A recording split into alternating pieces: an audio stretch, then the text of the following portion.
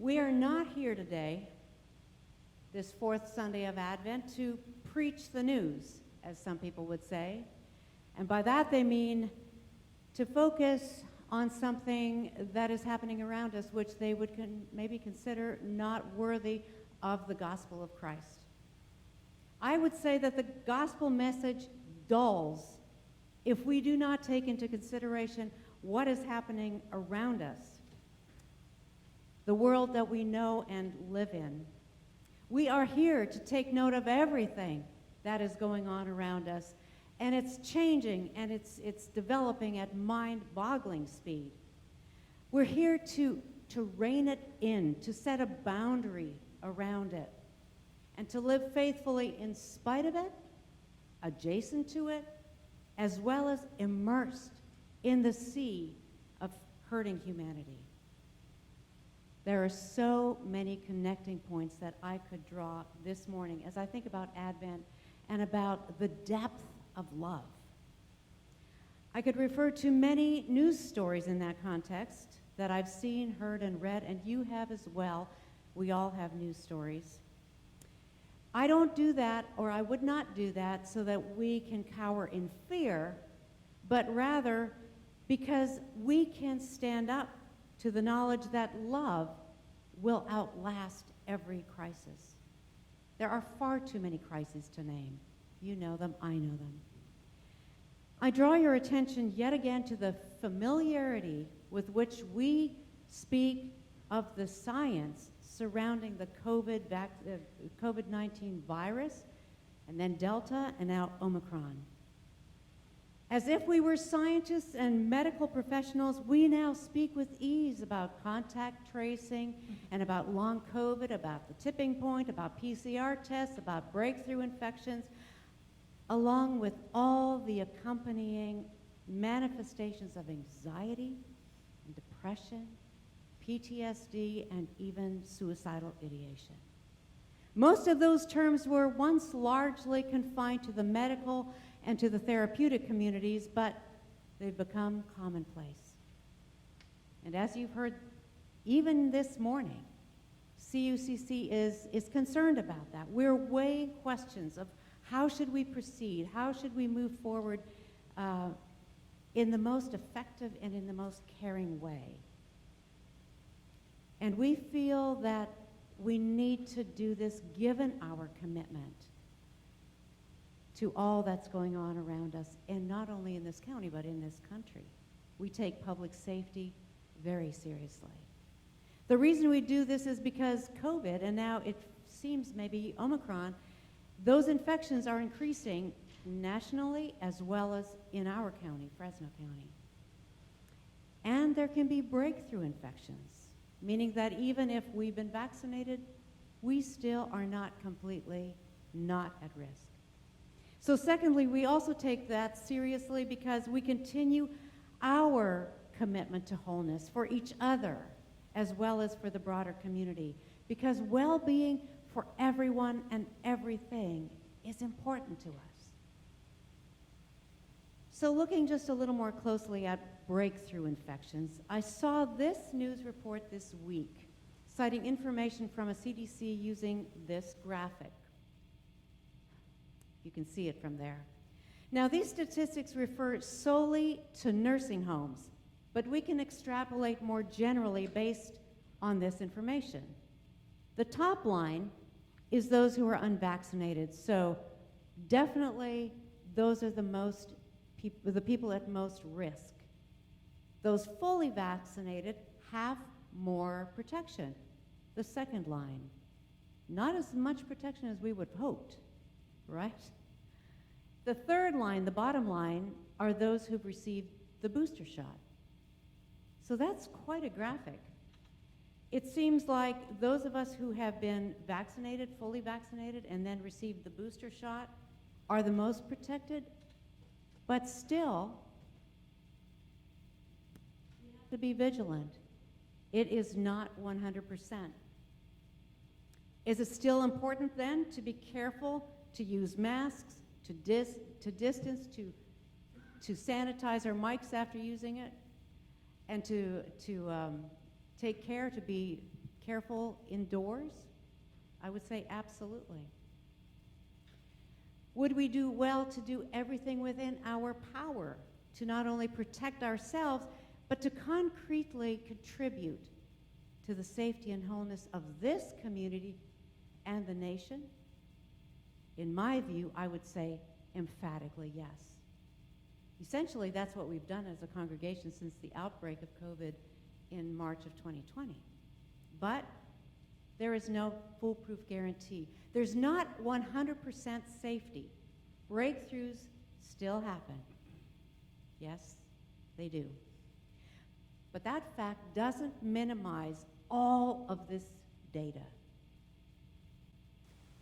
Last week we spoke about ways that we can expand well-being for everyone and everything, including our own personal inner lives. We talked about how joy fits into this equation of living in this turbulent and vulnerable 21st century. I think last week we agreed that rigid checklists are not the way to do it, but being honest about who we are, what our needs are, how we feel, and adopting new practices based on specific information and intentions. That is what will serve us well. Actively practicing these intentions can be as effective as vaccination and booster shots. We proactively can put things in place to protect our minds, our emotions, our physical peace, or our physical and emotional peace at this time. This is a hostile time for our inner worlds. Repetition of helpful practices, we heard just a little bit ago, does not make us perfect. But what was it? It creates process or progress? Yes. Permanence. Permanence. Thank you. Practice makes permanent. Thank you. Thank you for listening. Repetition is helpful. We're not looking for protection, but we are looking at staying vigilant with masks, sanitizing, distancing, and so on. But there's no 100% guarantee that we will have peace and joy all of the time. In fact, that's impossible. When these mental and emotional and spiritual health protections fail, then what? During those times, we wrestle with dis-ease. We feel anxious or confused, and we wonder, so now what? We protest. We raise objections. We say, why? Why again? Why now? And maybe we might say, if they had been more, and you fill in the blanks. In fact, we might be angry at God. I call those breakthrough interjections. Even as we are protected through the intentional connection with God and the peace of learning how to guard our mental, emotional, and spiritual well-being, there are breakthroughs. And we will express our fear, our frustration, our anger. These breakthrough interjections are valid. Isn't that the psalm that Joe just read about? That's exactly what the psalmist did. It's a lament. In all likelihood, Psalm 80 was written by ancient Israel's second king, King David. His use of shepherd imagery would confirm that, as David worked with his father's sheep before he became the one to succeed King Saul. So David calls out to God with this salutation: Shepherd of Israel, hear us. He knew well enough that a shepherd is one of the most attentive caregivers in all of animal farming, besides border collies, that is. In one breath, the psalmist brings God into a close and intimate place. And nearly in the same breath, he appeals to Yahweh's elevated and unrivaled position and power to save. Seeing God as completely removed is how ancient people viewed their sovereign deities. This is more than vain flattery or appeasement. This is truly how they understood God. Yet, ironically, in that second half of the text, the psalmist dares to rail against God. Imagine a God fuming while his devotees pray. Imagine a God deliberately raining down sorrow upon sorrow, heaping pain upon injury to the extent that those around the faithful begin to laugh and mock. No wonder there are breakthrough interjections, grievous laments, guttural protests, despite being the people whom Yahweh is committed to. If the people truly believe God is the cause of their sorrow, adding to or even being the cause of their pain, it's no wonder they break out in interjections, into lament. After all, they had done everything they knew to do to serve God. They felt they had got their full vaccination and their booster, so to speak. And now this? What do we do when we've done everything we think we can to ensure good outcomes, or at least to contribute to spiritual, emotional, and mental stability? Our first inclination is to throw up our hands and say, "What's up? Where did I go wrong?" Or, "What's up with you, God?" We're a fix-it society. When something isn't working, we look for a glitch or a YouTube tutorial. And when something is broken, we go to repair it or replace it. When things aren't working out personally or professionally, we look for ways to modify behavior or adjust systems. And if nothing works, then what? I think the last 21 months, at the very least, have given us many opportunities to experience and think about that. And so much hasn't worked. So much isn't working. This is when we echo the words of this psalmist. Shine out. Awaken your power and come to save us. And even though this ancient image of God is somewhat different from what we believe about God today, coming to grips with things we just don't understand is something we experience too.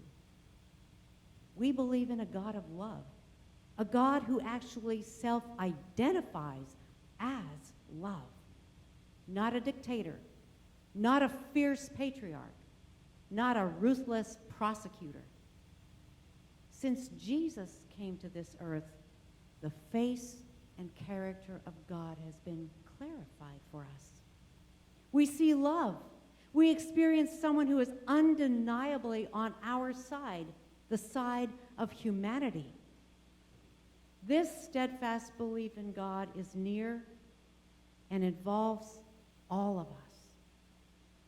And we believe that God is near as opposed to being remote and cold.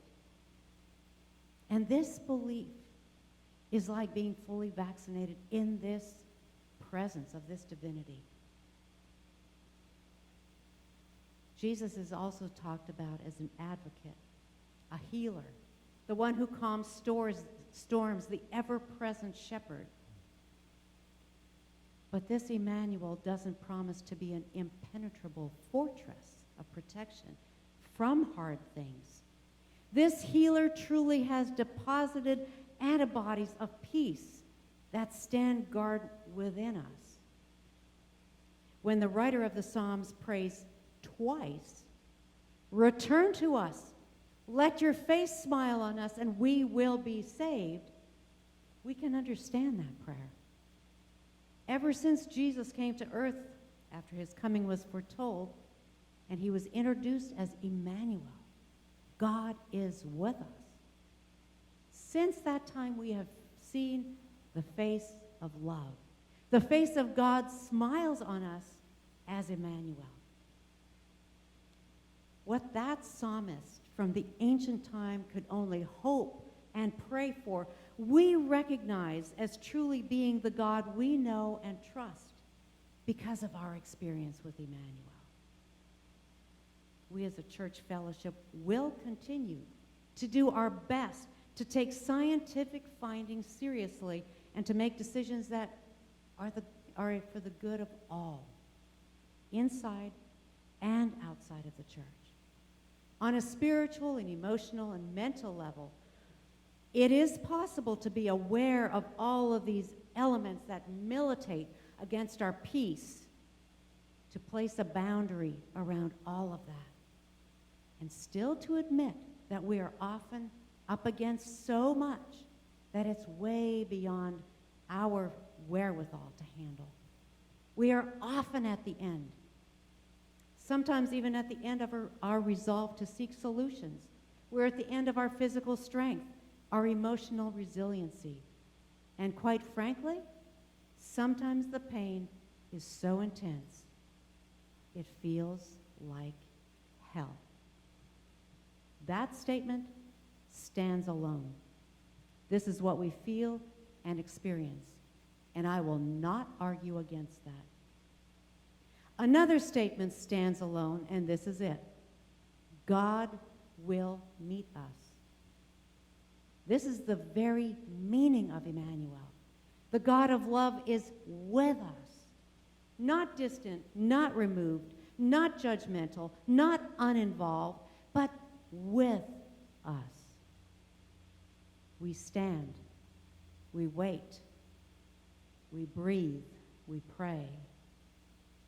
And though we are powerless to change most of what is happening around us, even to us, and it's happening at mind-boggling speed, we can still step back and say, yes, I know that Emmanuel is in my corner, in humanity's corner, in the planet's corner. The God of love has promised to always be present. And that is nothing but good news.